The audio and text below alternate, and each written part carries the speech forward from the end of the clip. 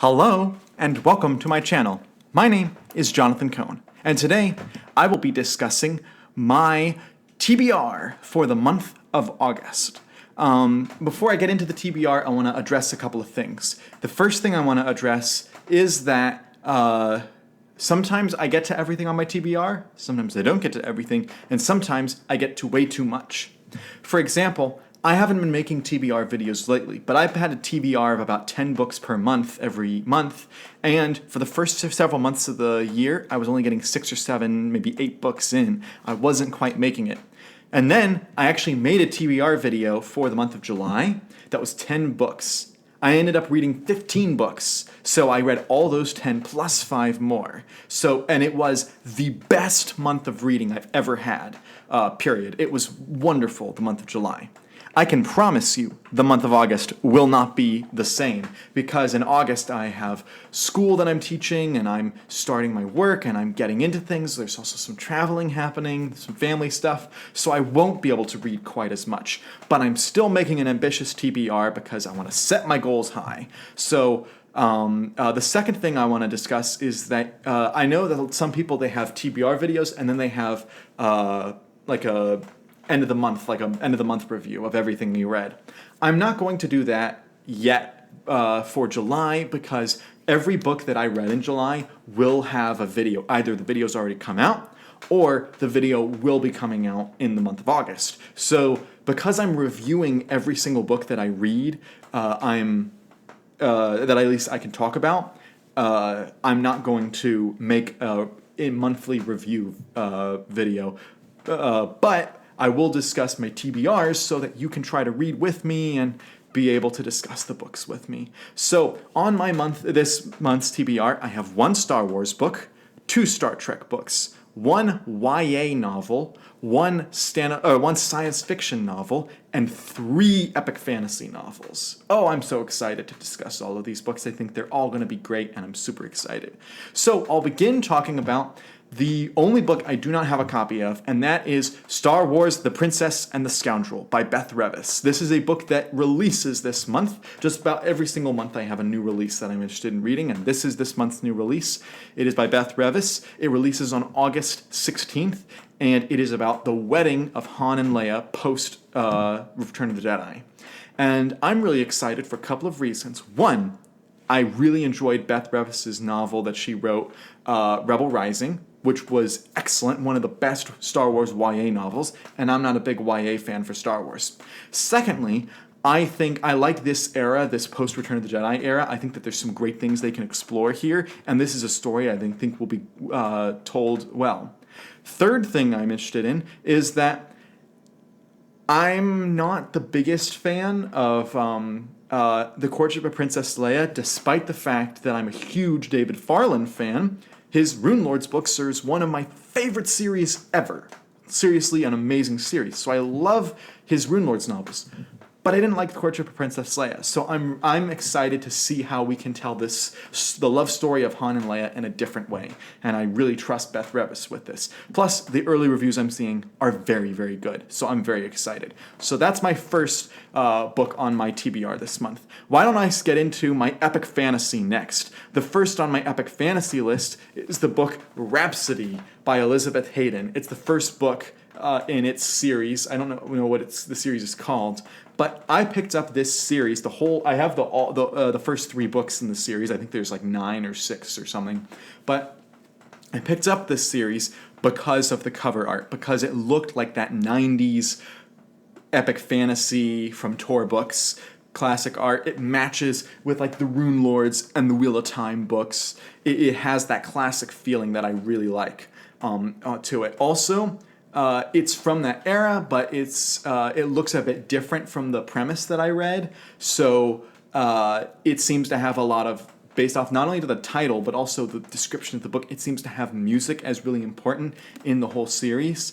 It has a female main protagonist that I'm interested in reading. And I've never read anything by Elizabeth Hayden, so I'm interested to see how this one goes down. I have the first 3 books. I'll try to read them, and if I really love them, I'll continue on, and if I only like them a little, I might stay with just the first 3. But this is book number 2 on my TBR. My next book on my TBR is also an epic fantasy, and it is by L.E. Modisette Jr. called The Magic of Recluse, the first book in the Saga of Recluse. This is a famous series in the fantasy community, but it is very confusing. Rather than write a series linearly, like The Wheel of Time, or write trilogies and tetralogies that jump around, like the Shannara series, this series just jumps all around. There's not really a complete rhyme or reason to all the novels from what I've seen online. And so I'm a little bit worried about reading them, but I have the first 4, and I picked them up partially because of the cover art, which I loved. Again, it matches that style of cover art from the other books I'm talking about. But I also really like it because I think that this series has the potential to be a good series for me because apparently it has good world building, and I do like reading about L.E. Modisette Jr. His life story is interesting to me. So that's my book number 3 on my TBR. Book number 4 on my TBR is the newest purchase I've made, which is Tad Williams' The Dragonbone Share. I have a video coming soon talking about the books that I bought in this summer, and I talk about how I saw the 3 trade paperback editions of this trilogy for really cheap at my bookstore, and they were in like practically brand new condition. And I saw this, and I've been hearing about Tad Williams for a while. I've had several booktubers that I love recommend his books, and so I saw this and I was like, I've got to get this. And so I got it, and normally I put these things off. I'm like, I'll wait 3-4 months before I read it. No, I was like, I'm putting this on this month's TBR. These 3 books I've talked about are all tomes. They're all about 600 pages long. So I don't know how ambitious I'm feeling, but really I'm excited to read this one because it's got great reviews from the people I respect. So next, we're leaving the epic fantasy genre, going to a completely different genre, and that is young adult dystopian. And it is going to be The Hunger Games. This is a very beat up copy, I'm sorry. It was a cheap copy. I was just trying to buy the books real quick. I am teaching kids, and I want to be more up with the types of books that kids are more interested in, so I bought this as one reason. 2, I watched the tetralogy of movies with my friends over the spring period this year, and I loved the movies. I thought they were fantastic, particularly the 3rd and 4th ones really were interesting to me. And so I really wanted to get into this series, see what it's about, see how it compares to the films, and I'm really excited to read it. I'm not a YA reader, but sometimes YA works. I read 2 YA books in July, and I really enjoyed both of them, so we'll see if this matches up for me. I don't think I need to give too much introduction about the series, because everyone knows that. The next 2 books I will discuss together because I find them, they're kind of coupled together, and that is from the Star Trek The Typhon Pact. The first book is Zero Sum Game by David Mack. The second book is Seize the Fire by Michael A. Martin. This is the first 2 books in the Typhon Pact series for Star Trek.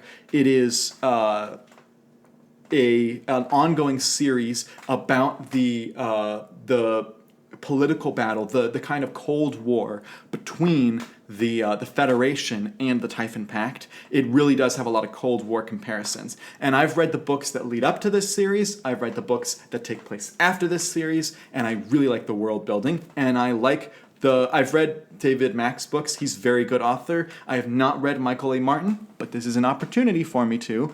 And I will be reviewing these books not only on the channel, but also in a written format for Roku Depot. And I'm super excited. So that's books 6 and 7 for me.